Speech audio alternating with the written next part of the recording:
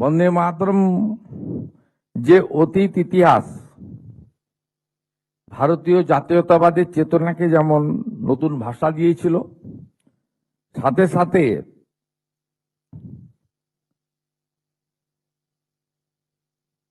এটি আনন্দ মঠে অন্তর্ভুক্ত হয়, এটাও আমরা সবাই জানি।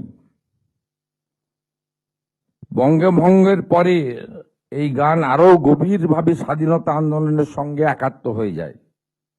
বিপিনচন্দ্র পাল লিখেছিলেন যে স্বদেশী বয়কট এবং বন্দে মাতরম, স্বদেশী বয়কট এবং বন্দে মাতরম এই তিনটি শব্দই হয়ে উঠেছিল ভারতীয় স্বাধীনতা আন্দোলনের প্রাণবন্ত সমর্থক।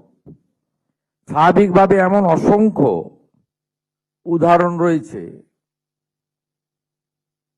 আমরা এবারে পশ্চিমবঙ্গ সরকার বন্দে মাতরম শুধু প্রার্থনায় বাধ্যতামূলক করেছি তা নয়, আমরা এই বর্ষে বন্দে মাতরম একটি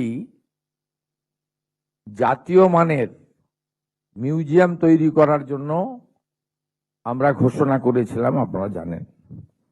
তাই কালকের এই ঘটনার মধ্য দিয়ে রাষ্ট্রবাদ, দেশপ্রেম, বন্দে মাতরম তথা ঋষি বঙ্কিমচন্দ্রকে যারা অপমান করেছেন, পশ্চিমবঙ্গবাসীর পক্ষ থেকে তাদেরকে ধিক্কার জানাই, নিন্দা জানাই এবং তাদের নিঃশর্ত ক্ষমা প্রার্থনা করবেন, পরিবারের চিঠির উত্তর দেবেন যথাযথভাবে, এটুকু আমি আশা করব।